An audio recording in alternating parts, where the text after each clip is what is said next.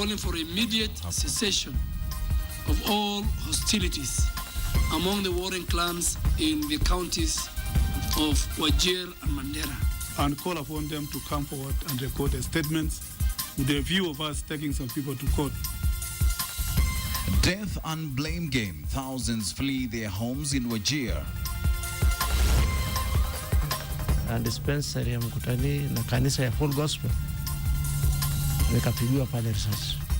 And tension at the border. Why the mayhem in Baringo East? Hour of reckoning. The final count in Bonchari by-election. Pregnancy is there in schools. But when you look at the data, the figure we are talking about does not warrant the condoms to be introduced to everybody. And condoms for children. We tell you why teachers and parents are having none of it. This is KTN Prime with Nancy Kacungira and Wilson Mburu.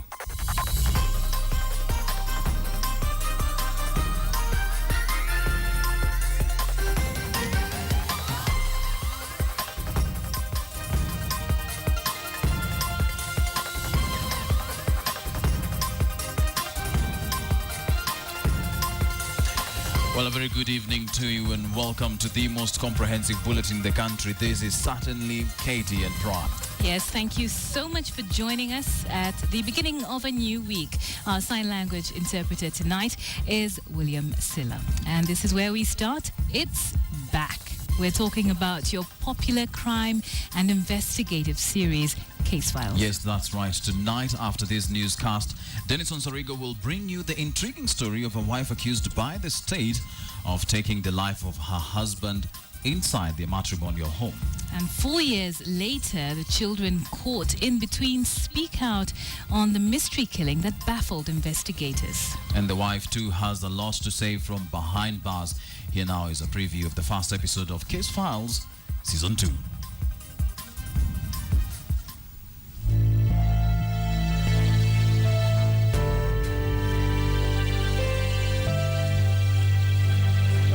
She knew my dad's whereabouts. She knew my dad's tenancies. She knew I was in the house. Sina reason yote tungekosana marehemu, na hata hatujai kosana, singekuwa na intention yote ya kumuua. I'm still waiting for somebody who can tell me, you used to fight with your husband every day, you used to, something. Kuna mzee hapo vijana mwingine alikuwa ametumia hiyo gari. Hata yeye mwenyewe kukuja athibitishe kuwa alitumia gari ama hakutumia. My husband's watch was completely tattered, meaning there was a fight.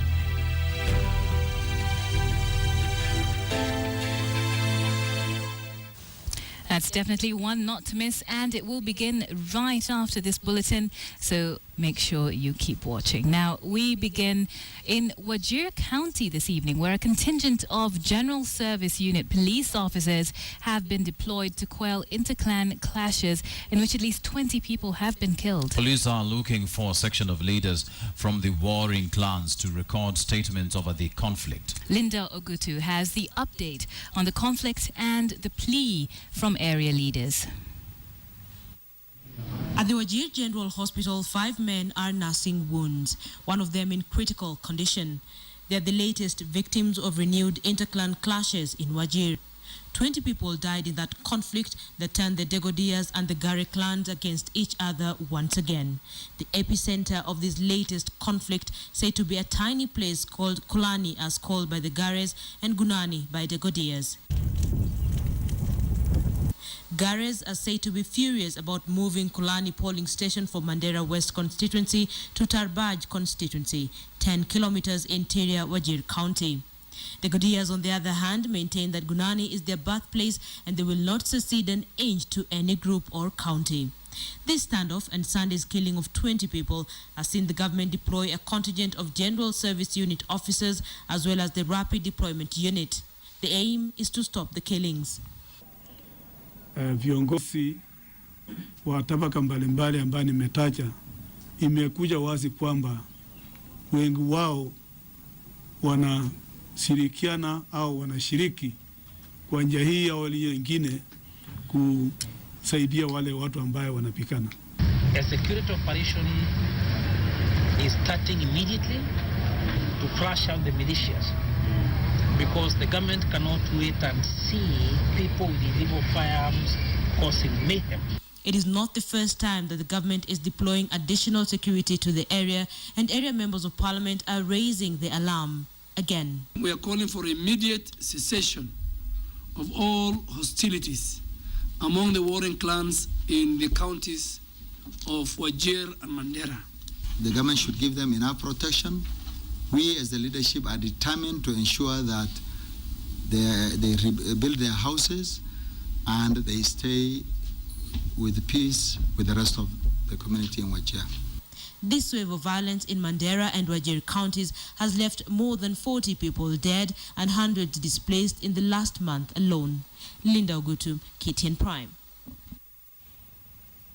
Let's move to another conflict that we have been covering here for you. And a chief in Baringo East has become the latest victim of the ongoing conflict there. Chief Benjamin Lecher was shot and injured last evening as the conflict escalated. A number of leaders from the area now claim that the recent attacks are not about cattle rustling.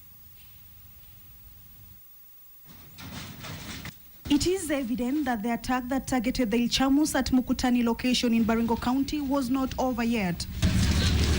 A few days down the line, Area Chief Benjamin Lecher survived a gun attack and is now nursing wounds he sustained last evening on his way home.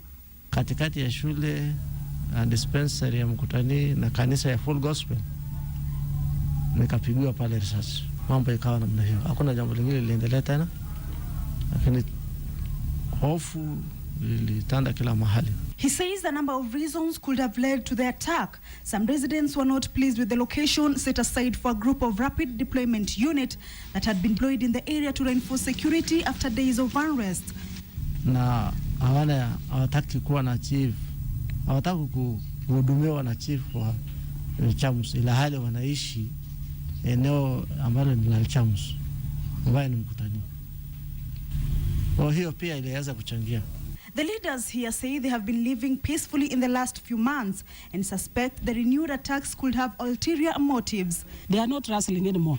There is no cattle to rustle there. So they are after the land. These are expansionist mission. Last Saturday, Baringo leaders held a meeting to discuss ways to contain the cattle rustling menace in the area with a view of increasing border patrol and pacifying warring clans. Mpaka tukaresolve kwenda kutembea pamoja na kupreach peace. Resolution moja ni kusema kitendo chochote sisi tendeke tena mpaka tuende kila mahali kupreach peace. But before that, the Ilchamus are counting another attack. Reasons still unclear to them. Their leaders are now talking tough. We've talked with my security team in the morning. We are supposed anybody found idling with a gun should be shot down. There's no reason why people should be moving up and down with guns. So I want to assure them, wherever in their hideouts, they should run away back to their homes. First, serikali ichukue hatua. Watu wanajua wenye walichoma manyumba mpaka saa hizi. They have the names. Na serikali hawajachukua hatua. Kamchemenza, KTN from Baringo County.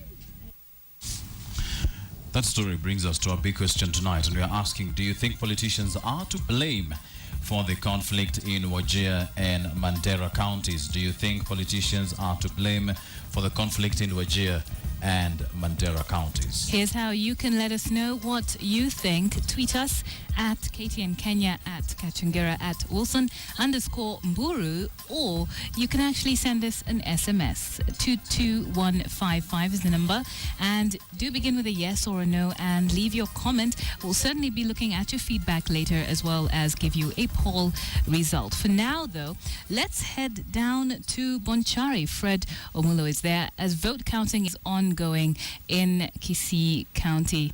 As I said, Bonchari constituency. It's a high-stakes by-election that actually pits the ruling Jubilee coalition against CORD. Let's now go to Fred Omulo, who's joining us from right there with the very latest. Fred, can you hear me? Yes, I can hear you, Nancy. Good evening. Good evening. Now we're hearing that Jubilee is actually taking a lead in Bonchari. Can you confirm that?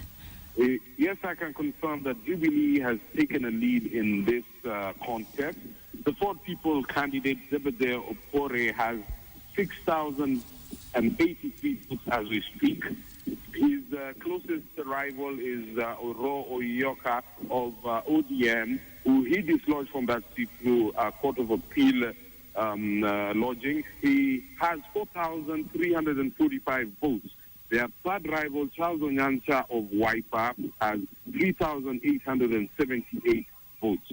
So Jubilee is clearly taking a commanding lead here. I've covered several by-elections in this constituency over the last 6 months, and most of the time the lead is about 100, 200 votes by the time you reach this point. But what we are seeing here is a lead of almost 1,700 votes, and this is probably going to end Jubilee's race. The Ford People candidate is likely to carry the day.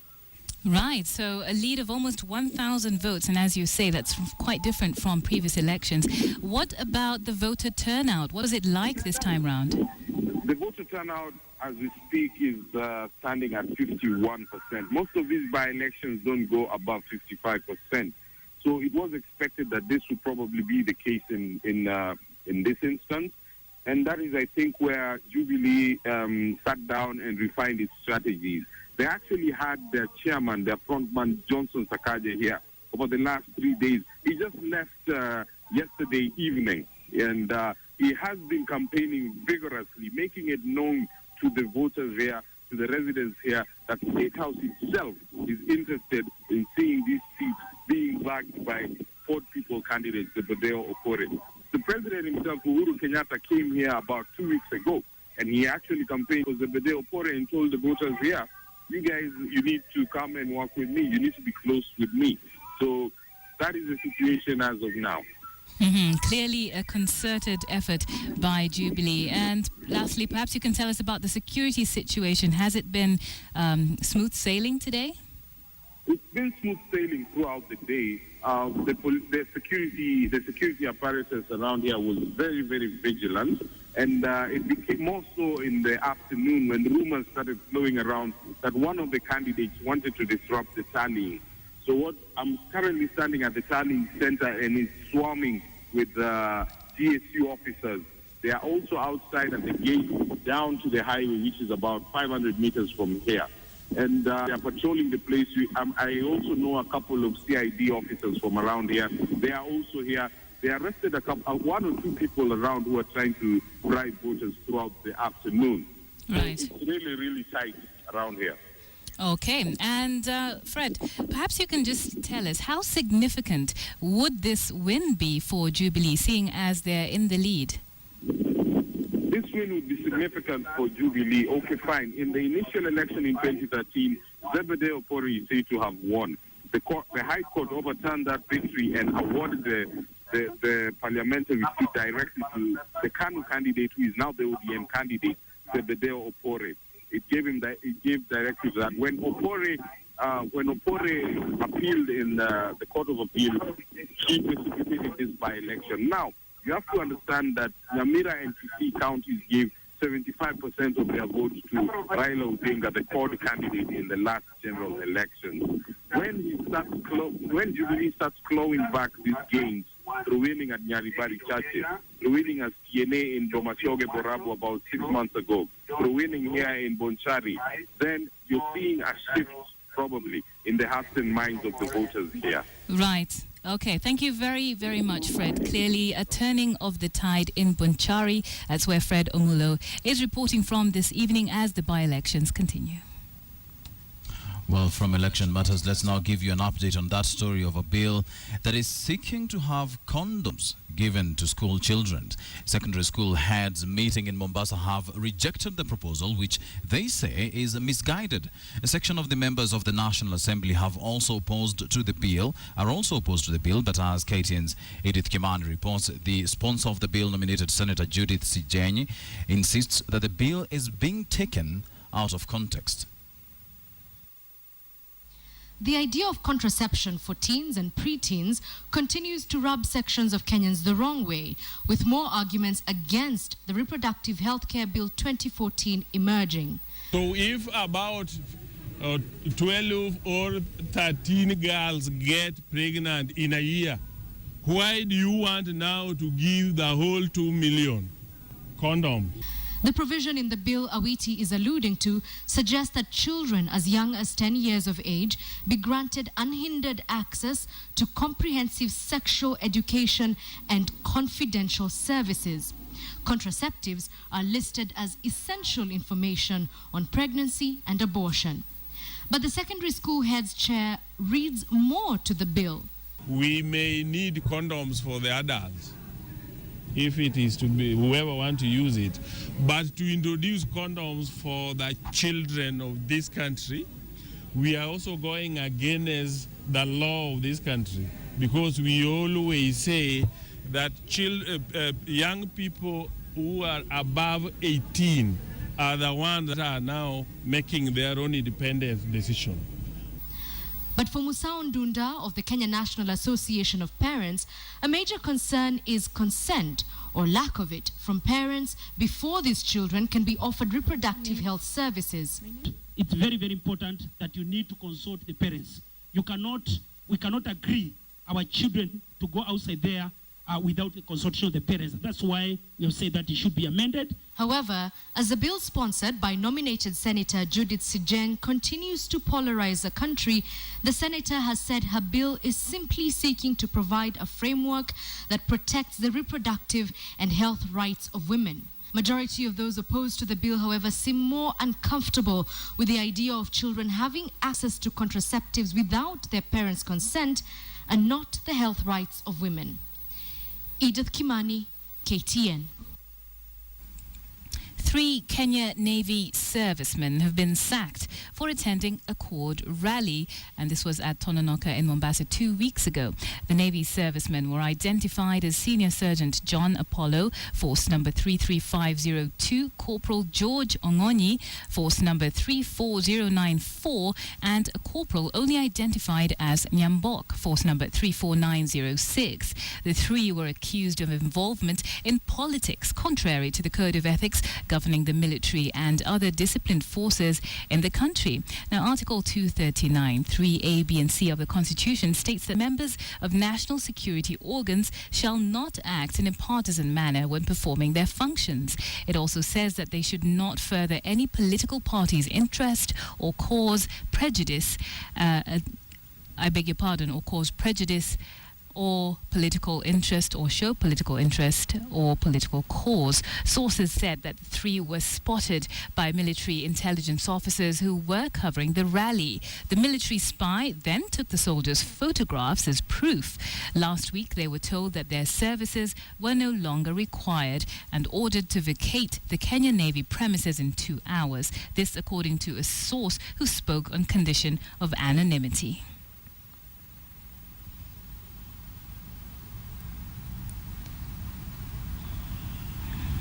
Elsewhere, more than 1,000 delegates from around the world began a crucial meeting on the environment here in Nairobi, and that was earlier today. The meeting, that is known as the UN Environment Assembly, is being held amid security challenges in the country. But as Rita Tinina reports, UNEP's Executive Director Ekem Steiner says the attendance of international delegates is a show of solidarity with Kenya. 42 years after the United Nations Environment Programme set up home in Nairobi, another milestone. The inaugural 5-day United Nations Environment Assembly kicked off at the UNEP headquarters in Nigiri. For the next 5 days, the world is meeting in the environmental capital of the world, Nairobi, Kenya. The United Nations Environment Assembly brings together all 193 UN member states after the UN General Assembly changed UNEP's top decision-making organ from the 58 voluntary member governing council to the United Nations Environment Assembly with universal membership. This assembly will be expected to provide guidance and leadership on global environmental policies. This session promises to be a busy session for all of us, and we must race to the tasks. At least 1,200 delegates from over 160 countries are in Nairobi for the UNEA conference at a time when Kenya is grappling with security challenges.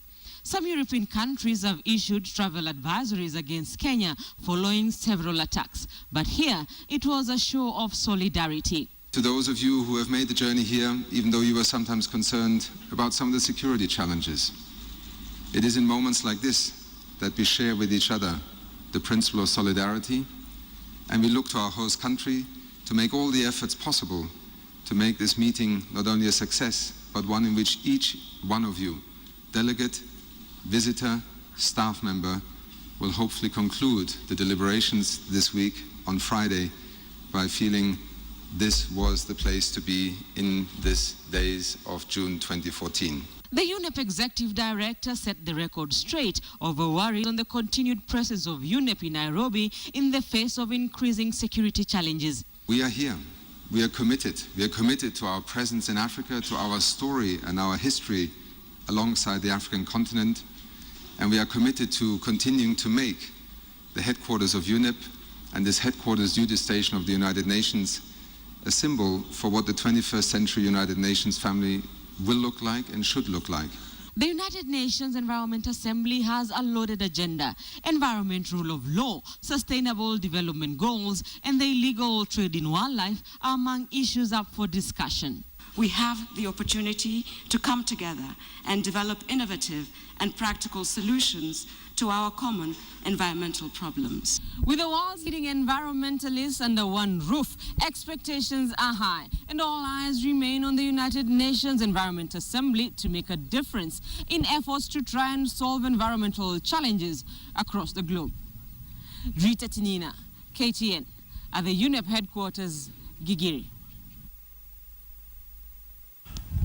From environmental challenges, our big Q this evening is about security challenges, and we're asking you whether you think that politicians are the ones to blame for the conflicts in Wajir and Baringo counties. In Baringo County, it is said that those recent attacks are not about cattle rustling. You can give us your comments on our Twitter handle. You can tweet at Kacungira, at Wilson_Mburu, or you can tweet at KTN Kenya. Send us a text message as well.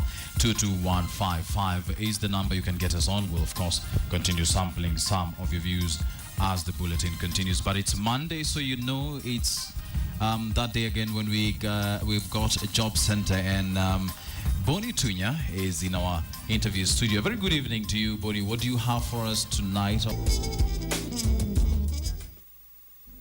All right, if it's Monday, you know we're talking about jobs, employment, and making money. And today on Job Center, we are talking about the business of talent. And have you ever thought of your talent as a money maker? Maybe it's time to quit your day job to go into this particular talent. Have an exciting panel lined up for you. But before that, let's jump into our regular segment, the Job Seeker. And today, we're talking to a young man called Mumo. Now, here's the special thing about Mumo. He actually works, he has a regular job, but has a part-time thing which he loves, and that is photography. So here's the story of Mumo, the Job Seeker.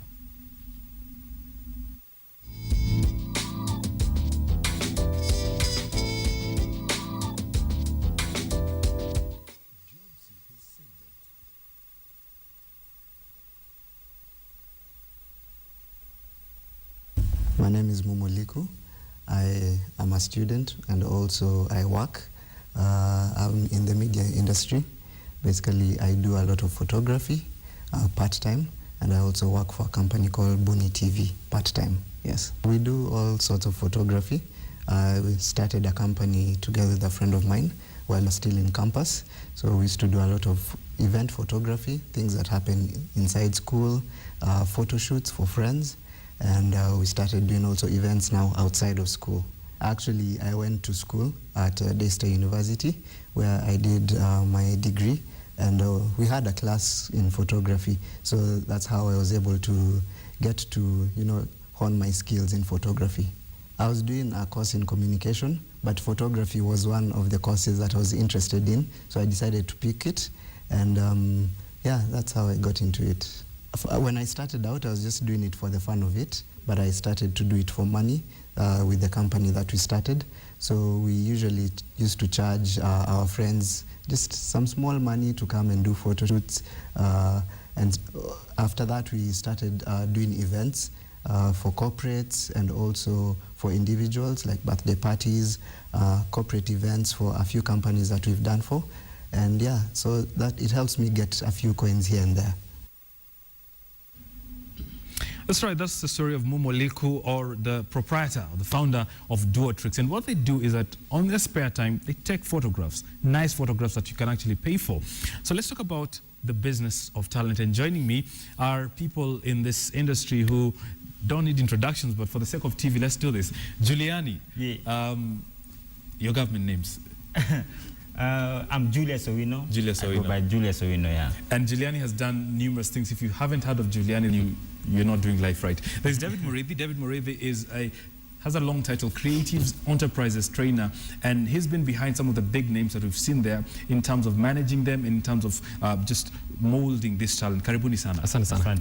Gentlemen, we're talking about, let's first react to the story of Mumo, doing an excellent thing. There are lots of us who are doing that. We have a day job, but we have this thing that we love. David, from where you sit and what you've done over the years, what stops us from monetizing this talent? First of all, I'm a living testament to his kind of story. I'm actually a trained auditor by profession. Right. But my passion was always music. So I really get where he's coming from. My passion was always music. I've been a DJ. You know, I started DJing when I was 19. I started managing talent when I was 19. I think to understand what stops us monetizing it, we have to go 2 steps back and understand what that creative urge is. What tends to happen with the creative businesses is they usually start as an interest, as a hobby, just like he said. Right. He just wanted to try something on the side. And then what happens, for example, again, taking his as an example, is a friend asks you, just take some photographs at my function at school or at campo or somewhere. And you take it, and it turns out good, then he recommends you to somebody else, and then on the 3rd assignment, you actually paid some money. Right. Could be very, and usually very little at the beginning. It's like 1,000 bob, 2,000. Yeah. And the shock it hits you. It's like, I actually got paid for this. Like, I was doing this for fun. I got paid. And that's the first aha moment. Right. I would call that the infancy of the business. That's like the stirring, that happens. But you don't still realize that this could be a business. Right. And then that feeling continues and continues. And as your reputation grows, people pay you more and more. Right. And then suddenly you start realizing, hang on, I think I need to be a bit more professional. Right. So it takes a life of its own. It takes a life of its own. Right. And then you try and control that life. Right. And then what normally happens, the next stage, most people print a business card. That's when you know. That's when you kind of know it's starting. David, let me just bring in Giuliani. Giuliani, your first gig, how much did you earn? Hey, usinikumbusha. My first gig I can remember so well, a World Social Forum, Kasarani. I was given 5K. I took a cab home. Buddha. There ended your 5K. No, it was at least 1.5, and then the rest I bought some shoes. But I think one of the things that it's not about being paid first. It takes 3 steps. First of all, it's talent, and then the more you do it, it becomes a skill. Once it becomes a skill and you realize that people actually want you to be in a certain space, then now it becomes a business because people are willing to even pay for that. Right. So initially, I started music when I was in school. So when I was in school, I just did it because it gave me an identity. As a rapper, when I rapped and I threw in some few lyrics, everybody was like, But now later it came to a place where people told me, hey, you can record that. Or when I won a few battles, few competitions, and then through that process then. Right. Giuliani, there are lots of guys who are wondering, yes, me and Msanii have this talent. Take us through the journey from the 5K to being one of the biggest names in Kenyan music right now. What are these things that specifically you have to put in place to make it professional? I don't think we were aware that it was.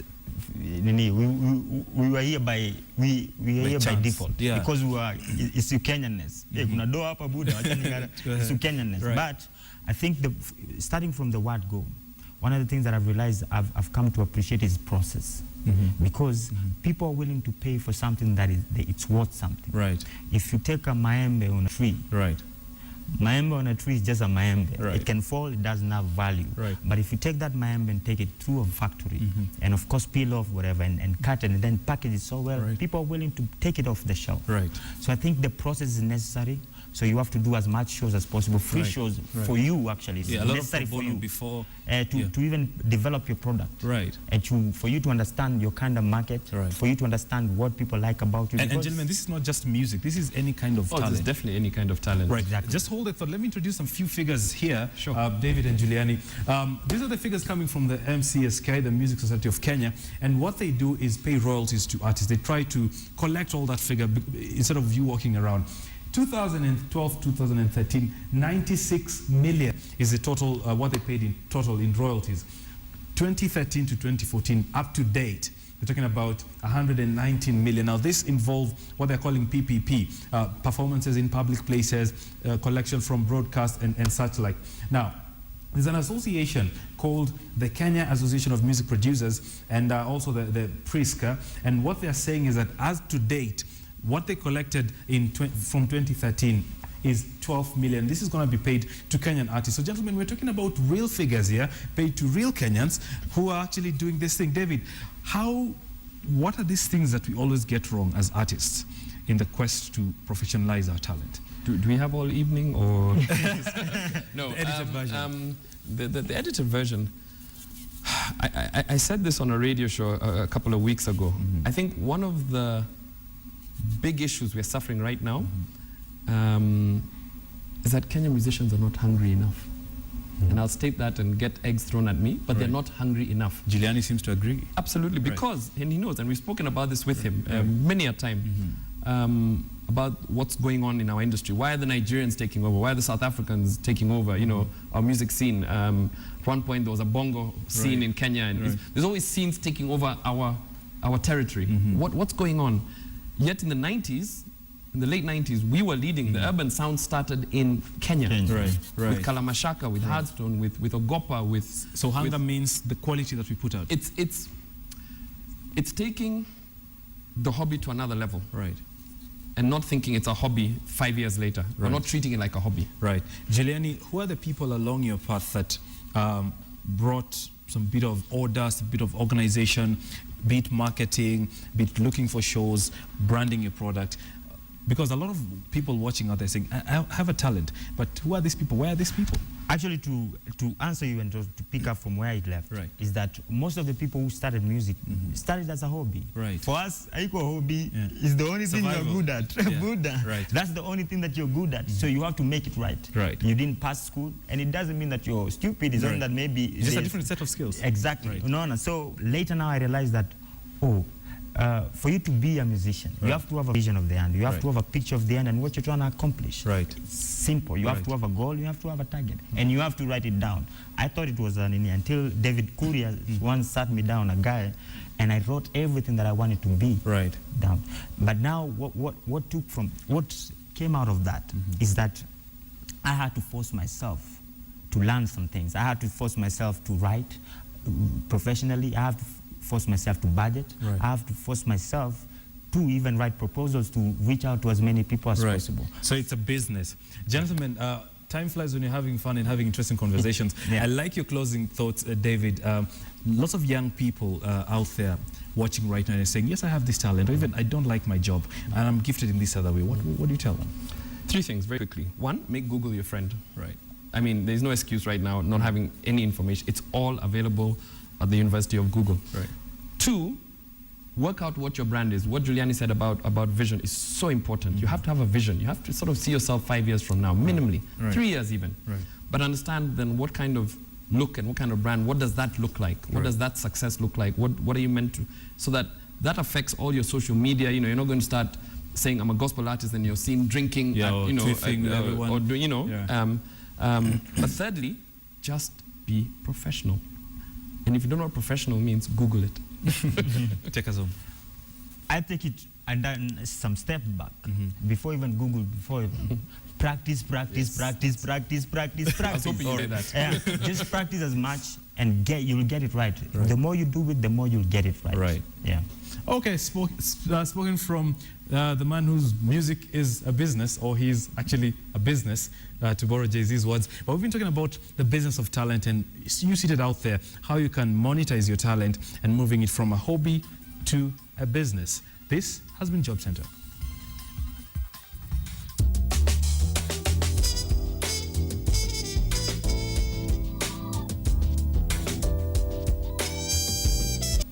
Time for some more business now, and ahead of the receipt of 176 billion shillings raised through Kenya's debut sovereign bond, the government now says that all measures have been put in place to facilitate the spending of the money for the intended purpose. Here's KTN's Charles Gitonga. Kenya's debut sovereign bond is one that has revealed investors' bullishness on the country's fundamentals despite the prevailing challenges of insecurity across the nation. Following a successful marketing campaign of the bond by the Treasury team led by Cabinet Secretary Henry Rotich, the bond attracted 770 billion shillings worth of bids, 4 times more than the 176 billion shillings target. This figure is said to be the largest ever debut for an African country. The 176 billion shillings is expected to be wired into the government's account at the central bank in the course of this week. The funds will go into settling the 52.2 billion syndicated loan borrowed in 2012 from a consortium of 3 international banks. The bond will also unplug the treasury deficit as well as finance infrastructure projects as highlighted in the 2014-2015 budget. Speaking to KTN Business on phone, Rotich has affirmed that the government is ready to spend the money in the projects outlined in the budget. He also added that the government will be settling its debts, among them the 52.2 billion shillings loan, which he says will be paid in line with the extended deadline of August this year. Charles Gitonga, KTN Business. All right, now, Kenya is set to receive 340 billion shillings over the next 4 years from the World Bank Group under the country partnership strategy. The 4-year program targets key projects in infrastructure, job creation, as well as aiding the devolution in a bid to spur economic growth. Here is KTN's Michael Karanja. Over the last 10 years, Kenya's average growth rate of 4.6% has been low relative to its peers in the region. According to the World Bank, this has been a major contributor to the country's inability to reduce poverty and inequality. But with the economic blueprint Vision 2030 envisioning 10% plus growth, it's no wonder that the Bretton Woods institution has stepped in to bridge the government's funding gap in certain sectors. The $4 billion to be disbursed until 2018 addressed 3 key pillars, key among them improving the country's competitiveness and sustainability.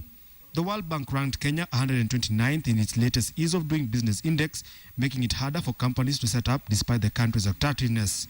Currently, private sector investment into Kenya accounts for 15% of GDP, while foreign direct investment accounts for 1%. The bank and the government says these investments will need to grow to meet the envisioned growth rate. We will deepen collaboration with the IFC, which works to increase private equity investment in emerging markets. We'll also work with another branch of the World Bank, which is MIGA, which promotes foreign direct investment by providing political risk insurance and credit enhancement to investors. So what we would like to see happening with this CPS is really put the bank group together to serve the country the best as we can. Strategy has come at the right moment and will go a long way to complement the efforts the government is doing. Aspects to be addressed in the country partnership strategy include promoting protection to all to ensure groups share in advancing prosperity and building consistency and equity centered on devolution. Michael Karanja, KTN Business.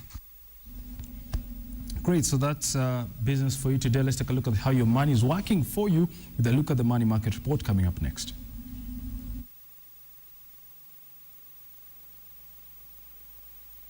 Financial Report, brought to you by KCB Home Loans. We got 105% mortgage from KCB. It covered all our costs. Deposit, legal fees, duty, everything. We've seen an apartment, but go to KCB.